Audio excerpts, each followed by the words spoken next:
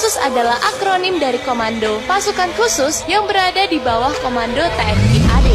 Dengan moto berani, benar, berhasil, Kopassus mempunyai tugas untuk menghancurkan logistik musuh, anti-teror, operasi intelijen khusus, menumpas pemberontakan, dan masih banyak lagi. Beberapa tugas yang pernah dilakukan oleh Kopassus antara lain penumpasan DITII, Operasi Trikora, dan pembebasan sandera dari perampok Somalia. Karena memakai baret merah di kepala, Kopassus sering juga disebut pasukan baret merah. Karena membutuhkan kemampuan tinggi untuk menjadi pasukan elit ini, seleksi dan latihannya juga gila-gilaan.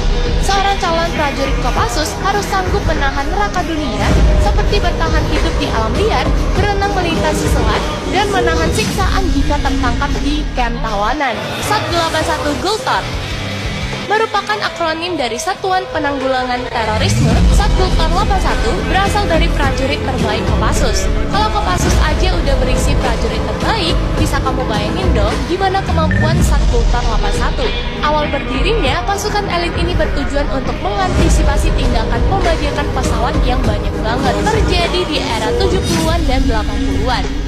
Komandan pertama Satgultor adalah Mayor INF Luhut Binsar Panjaitan, dibantu wakilnya Prabowo Subianto.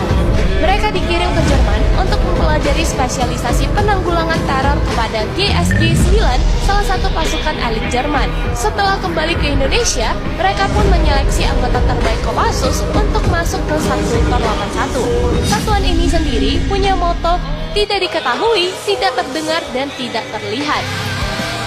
Dan Bravo, Detasemen Bravo 90.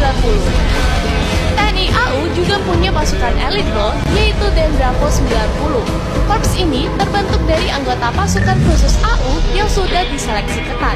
Meskipun pasukan ini terbilang muda karena baru didirikan tahun 1990, kemampuan mereka tidak bisa dianggap remeh. Dan Bravo mempunyai tugas melakukan infiltrasi di instalasi udara musuh, melakukan sabotase, dan juga aksi memata-matai. Kemampuan Dan Bravo semakin diakui karena menggunakan alutsista terbaik TNI AU. Anti-Fleet Battalion Intai Amfibi.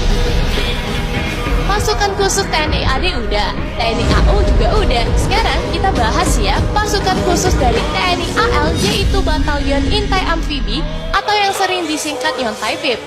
Untuk bisa bergabung dengan kesatuan ini, seorang prajurit harus mempunyai daya tahan tubuh yang tangguh, sanggup menembus gelombang lautan ganas, dan lihai memakai berbagai jenis senjata. Salah satu latihannya adalah, calon anggota harus bisa berenang sejauh 3 km dalam kondisi kaki dan tangan terikat. Tujuannya, agar suatu saat bisa melepaskan diri ketika ditawan musuh. Kopaska, Komando Pasukan Kata. Selain Yontaifib, TNI AL juga mempunyai pasukan elit lainnya, yaitu Kopaska.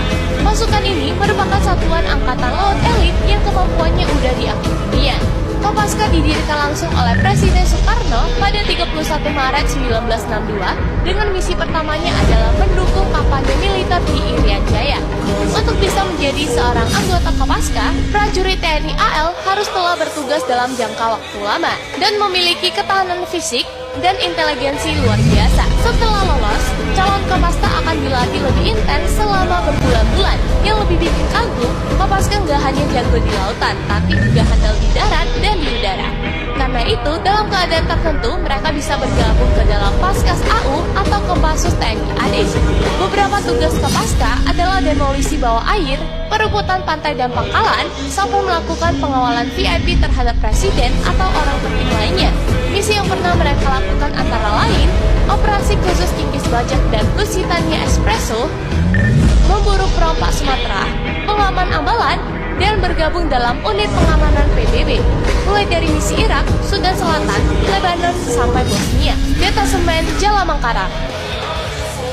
Pasukan Detasemen Jalamangkara ini merupakan prajurit terbaik dari Kesatuan Kopaska dan Yontaifib. Jadi, pasukan khusus Denjaka memang benar-benar terbaik dari yang terbaik. Agar bisa bergabung dengan pasukan baret ungu ini, seorang calon anggota harus menjalani tes yang lebih gila lagi. Karena mereka harus mampu bergerak lincah di lautan maupun survive di darat dan sanggup menyusup dengan terjun payung.